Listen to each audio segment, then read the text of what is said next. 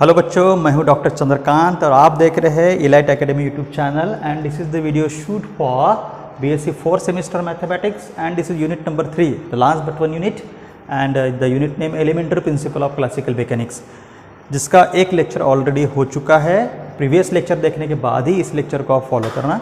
Okay, अभी हम इसमें देखेंगे mechanics of a system of A particle. Mechanics of a system of A particle, इसके पहले के लेक्चर में जो हमने बोला था उस मैकेनिक्स ऑफ ए पार्टिकल से रिलेटेड हमने थ्योरम्स देखे थे और उसके रिजल्ट्स देखे थे। अब ये सिस्टम हम कंसिडर करेंगे। सिस्टम, सबसे पहले सिस्टम का मीनिंग इस पे क्या होता है वो हम इसको मैं एक्सप्लेन कर देता हूँ। Suppose this is a rigid system where we have the number of particle. जब कोई भी रिजिड सिस्टम है, जैसे फॉर एग्जाम्पल आपका बाइसिकल लेते हैं तो बाइसिकल में ड्राइविंग कंपोनेंट्स होते हैं, ठीक है, एक्सेल है, बहुत सारे ऐसे कंपोनेंट्स हैं। तो हर सिस्टम पे एक इंडिविजुअल फोर्स रहेगा। Suppose this is the I particle, this is the J particle, ठीक है। मैंने सिस्टम पर ये फोर्स अप्लाई किया, ये सिस्टम पर मैंने फोर्स अप्लाई किया। सिस्टम पर फोर्स अप्लाई करने के बाद सपोज फॉर एग्जांपल मैंने 10 न्यूटन फोर्स सिस्टम पर अप्लाई किया। दिस डजंट मीन दैट कि this 10 newton force is applicable on the ith particle as well as on the jth particle और this particle. No,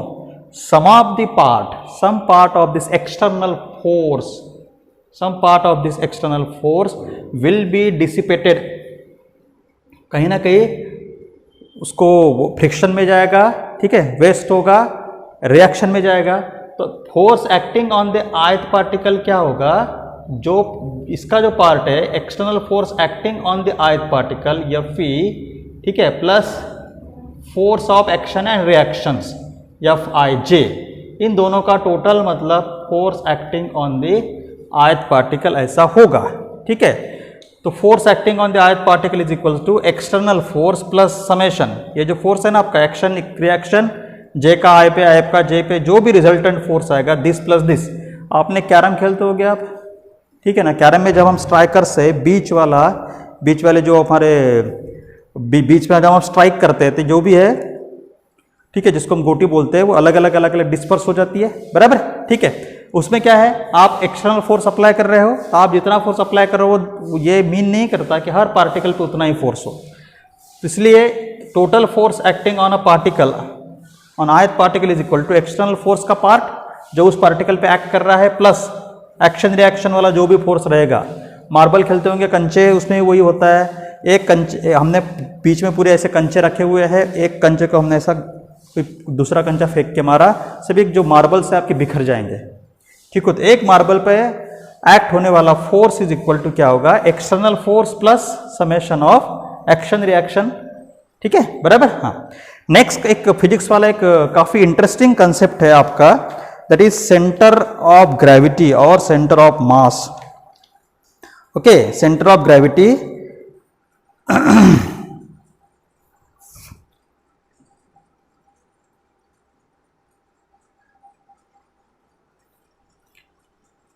centre of mass, ठीक है। जैसे for example अभी ये bottle है, इस बॉटल को मैं देखो ऐसे उठा रहा हूँ, इस बॉटल को मैं ऐसे उठा रहा हूँ, ठीक है, बराबर। तो मुझे ये बैलेंस फील नहीं हो रहा है, ऐसा लग रहा है कि बॉटल चली जाएंगी। लेकिन अब जब मैं बॉटल को यहाँ से उठा रहा हूँ, आई एम एश्योर्ड डैट कि this will not slip from my hand. तो ये क्या हुआ, मैंने पहले भी सपोज 5 न्यूटन फोर्स अप्लाई किया था and suppose here also I apply the 5 Newton force, but at this particular moment I was not assured that the bottle will not slip, but at this particular moment now I am assured। फर्क क्या हो रहा है, फर्क हो रहा है position का। यहाँ से इस बॉटल को मैं उठाने के बाद इसलिए एश्योर्ड हूँ कि यहाँ पे इस बॉटल का सेंटर ऑफ ग्रेविटी है। तो सेंटर ऑफ ग्रेविटी बोलो या सेंटर ऑफ मास बोलो, एक्चुअली वो क्या है, that is the position where the whole mass of the body is suppose to be concentrated, जहां पे पूरे बॉडी का मास कॉन्सेंट्रेट हुआ है। ऐसा इमेजिनरी पॉइंट जिसको हम फिजिकली लोकेट नहीं कर सकते, ऐसे नहीं बोल सकते इसको, यही सेंटर ऑफ ग्रेविटी है, वो हमें निकालना पड़ेगा। उस पॉइंट को हम बोलते हैं सेंटर ऑफ ग्रेविटी और सेंटर ऑफ मास, ठीक है। लेट्स हम उसका एक एग्जांपल लेके चलते हैं। ये एक पर्टिकुलर सिस्टम है, इसमें नंबर ऑफ पार्टिकल है, पार्टिकल 1, पार्टिकल 2, पार्टिकल 3, ठीक है, बराबर। इस सबको हम ओरिजिन से कनेक्ट करते हैं। ओरिजिन से कनेक्ट करो तो इसका पोजीशन वेक्टर हो गया r1, इसका पोजीशन वेक्टर हो गया r2, इसका पोजीशन वेक्टर हो गया r3। यह है हमारा सेंटर ऑफ ग्रेविटी और centre of mass capital G। इसका जो पोजीशन वेक्टर है वो है आपका वेक्टर कैपिटल आर, ठीक है। तो पोजीशन वेक्टर, ठीक है, तो position vector of r is equal to summation m i into r i upon m i, ठीक है। तो अभी हम अगर एज्यूम करके चलते हैं कि सिस्टम में सपोज 3 पार्टिकल अगर है, ऐसा हम अगर एज्यूम करके चलते हैं तो हमारा position vector of centre of gravity क्या आएगा, m1 r1, m2 r2, m3 r3 upon m1 plus m2 plus m3, ठीक है। ये हो जाएगा हमारा formula centre of position vector of centre of mass और सेंटर ऑफ ग्रेविटी। 4 पार्टिकल है तो यहाँ पे हम लिख सकते हैं आई, यहाँ पे हम बोल सकते हैं कि आई वेरीज फ्रॉम, जैसे यहाँ पे होता है कि आई वेरीज फ्रॉम 1 to n, अगर n पार्टिकल है तो 4 पार्टिकल है तो 4 आएगा, 5 पार्टिकल है तो 5 होगा। इस तरीके से सेंटर ऑफ मास का पोजीशन वेक्टर निकाला जाता है, ठीक है। नेक्स्ट यूजफुल रिजल्ट है टोटल लीनियर मोमेंटम। एक यूजफुल रिजल्ट है जो आपको याद करना पड़ेगा, इसका एक्चुअली पहले 6 मार्क के लिए प्रूफ आता था, अभी प्रूफ तो नहीं पूछे जाएंगे। तो total linear momentum P is equal to mass into velocity, formula वही है, लेकिन ये लीनियर मोमेंटम का formula in terms of position vector की वेलोसिटी के फॉर्मेट में एक्सप्रेस किया हुआ है।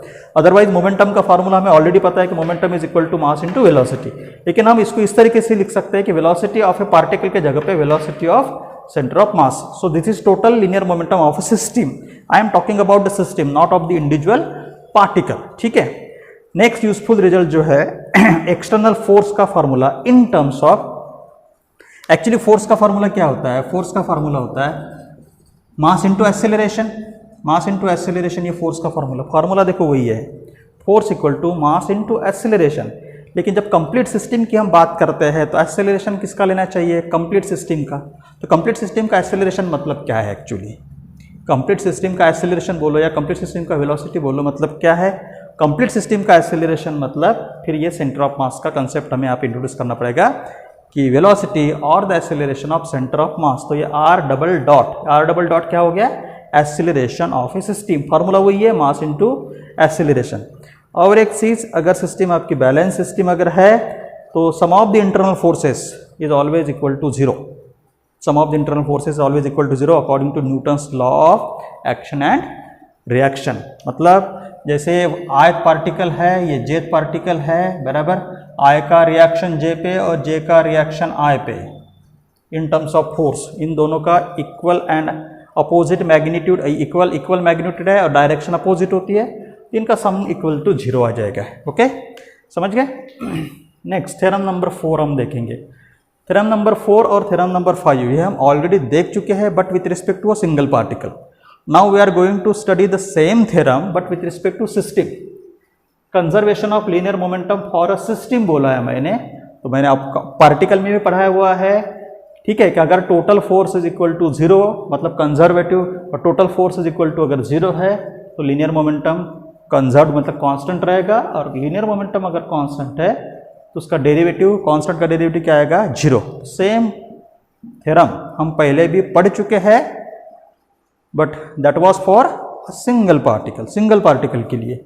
ये भी थ्योरम हम एंगुलर मोमेंटम का भी पढ़ चुके हैं कि अगर total torque acting on the system और a particle is equal to 0 अगर है तो एंगुलर मोमेंटम आपका कांस्टेंट रहेगा, और अगर एंगुलर मोमेंटम आपका कांस्टेंट है तो उसका डेरिवेटिव क्या होगा, इक्वल टू 0 होगा। ठीक है, तो आप एक बार इसको अच्छे तरीके से देख लो, कुछ अगर डिफिकल्टीज है तो आप मुझे पूछो।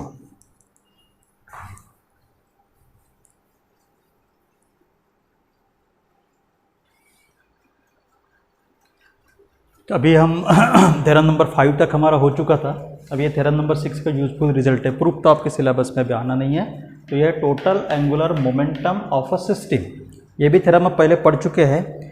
फॉर अ पार्टिकल था, अभी total angular momentum for a system can be express as a sum of angular momentum of a centre of mass plus angular momentum of a system with respect to centre of mass, इन दोनों का addition. तो आपको exam में ये format में आएगा question कि यल इक्वल टू वेरीफाई मतलब 4 ऑप्शंस गिवन होंगे आपको, उसमें से L equal to r cross m into v, तो ये हो गया आपका angular momentum of a centre of mass, और ये हो गया आपका angular momentum of a system with respect to centre of mass.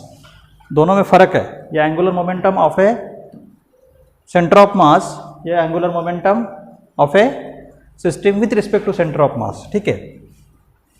Theorem 7 theorem 7 का एक यूजफुल रिजल्ट है आपका कि total angular momentum is independent of the point of reference, कि आप ओरिजिन कहाँ ले रहे हैं, वो ओरिजिन अगर आपने सिस्टम का शिफ्ट भी किया, जैसे फॉर एग्जांपल ये सिस्टम है, फिलहाल आपका ओरिजिन ये है, ओरिजिन अगर आपने यहाँ शिफ्ट भी किया तो टोटल एंगुलर मोमेंटम पे कोई फर्क नहीं पड़ेगा, ठीक है। This is what the result और conclusion of this theorem. Next आपका थ्योरम नंबर 8 है total kinetic energy. Total kinetic energy of a system is equal to total kinetic energy of a mass concentrated at a centre of gravity, ठीक है, plus total kinetic energy of a system with reference to centre of gravity, मतलब वही concept है, ठीक है। ये हो गया हमारा टोटल काइनेटिक एनर्जी, ये हो गया हमारा kinetic energy of a centre of mass, plus ये हो गया kinetic energy of a particles of a system with respect to centre of mass. समझ में आ रहा है? मतलब ये सिस्टम है, इसमें ये सेंटर ऑफ मास है कैपिटल जी और सेंटर ऑफ ग्रेविटी, इसका काइनेटिक एनर्जी ये हो गया, जहाँ पे whole mass of the body is suppose to be concentrated, ठीक है। और फिर ये सपोज पार्टिकल है 1 2 3, इन तीनों का kinetic energy with respect to G ये पार्ट है। ये हमारा थ्योरम नंबर 8। फिर थ्योरम नंबर 9। थ्योरम नंबर 9 क्या बोलता है कि if the external and internal forces both are conservative, ठीक है, मतलब work done is independent of the path अगर है तो टोटल पोटेंशियल एनर्जी को हम इस तरीके से एक्सप्रेस कर सकते हैं। Total potential energy of a system is equal to sum of the potential energy of a particle plus half sum of the potential energy of a internal system, ठीक है, बराबर। ये जितने भी इंडिविजुअल पार्टिकल की पोटेंशियल एनर्जी की addition है, plus ये इंटरनल पार्ट, मतलब एक पार्टिकल दूसरे पार्टिकल के साथ इंटरेक्ट होने के बाद पोटेंशियल एनर्जी में जो भी चेंजेस है उनका सम है। जैसे फॉर एग्जांपल ये एक पार्टिकल है, ठीक है, इवन दो हमें सॉलिड पार्टिकल्स में मोशन नहीं दिखता है, अगर कोई पार्टिकल स्टेशनरी है लेकिन उनके अंदर के मॉलिक्यूल्स में मोशन होता है, तो इंटरेक्शन है, एक्शन रिएक्शन, ये कंसेप्ट वहाँ पे चालू ही रहता है, ठीक है। ये एक है कंसेप्ट आपका। फिर आपका theorem number 10 total energy of a system is conserve. ये तो बहुत दिनों से हम पढ़ चुके हैं। यूनिवर्स की एनर्जी कांस्टेंट है, सिस्टम की एनर्जी कांस्टेंट है, तो इसमें सिर्फ दो ही एनर्जी ले चुके हैं हम, kinetic energy plus potential energy is equal to constant. ये इंपॉर्टेंट रिजल्ट है। नेक्स्ट, ये काइनेटिक एनर्जी का एक डेरिवेशन है, ये आपको याद करना पड़ेगा कि rate of kinetic energy is equal to dot product between force and potential energy. अब इसका डेरिवेशन तो आएगा नहीं, तो ये रिजल्ट ऐसे कैसे आप रजिस्टर में लिख लो, बार बार इसको पढ़ो, याद करो, ठीक है। अब m is varies with time. Actually ये थोड़ा सा पढ़ने में ऑकवर्ड लगता है कि मास टाइम के साथ वेरी करता है क्या। इसका आंसर आप जब रिलेटिविटी चैप्टर पढ़ोगे फाइनल ईयर में तो आपको मिलेगा कि हाँ, मास टाइम के साथ वेरी करता है, लेकिन वो एक हम क्या बोल सकते हैं, it's a feeling basically. Actually mass doesn't change, mass change नहीं होता है, वेट चेंज होता है, बराबर, मास चेंज नहीं होता है, ठीक है, बराबर। लेकिन रिलेटिविटी में आप ये पढ़ोगे, मतलब ये जो आपका फार्मूला है ना, force is equal to mass into acceleration, ये न्यूटन सेकंड लॉ से डिराइव किया गया है, जिसमें मास कांस्टेंट एज्यूम किया हुआ है, तभी मास आउटसाइड डेरिवेटिव करते वक्त मास को आउटसाइड लिया हुआ है। लेकिन यही फार्मूला आप रिलेटिविटी चैप्टर में पढ़ोगे तो उसमें मास आपका कांस्टेंट नहीं है, ठीक है ना, बराबर। हाँ, चलो तो हम जब रिलेटिविटी फाइनल में पढ़ेंगे तब की बात है। If m varies with time then rate of m into t is equal to F dot P. ये एक यूजफुल रिजल्ट है जो आपको याद रखना है, ठीक है, बराबर। तो मुझे लगता है इस लेक्चर में इतना ही। इसके बाद के लेक्चर में हम इसके constraints, different types of constraints, फिर लैग्रेंजियस इक्वेशंस, ठीक है, बराबर, लैग्रेंजियस इक्वेशंस, हम ये सब चीज़ें इसके बाद के लेक्चर में देखेंगे। एक बार आप देख लो, ठीक है बच्चों। वीडियो कैसा लगा प्लीज़ कमेंट बॉक्स में लिखो, लाइक करो, शेयर करो और सब्सक्राइब करना मत भूलो। तब तक के लिए जय हिंद।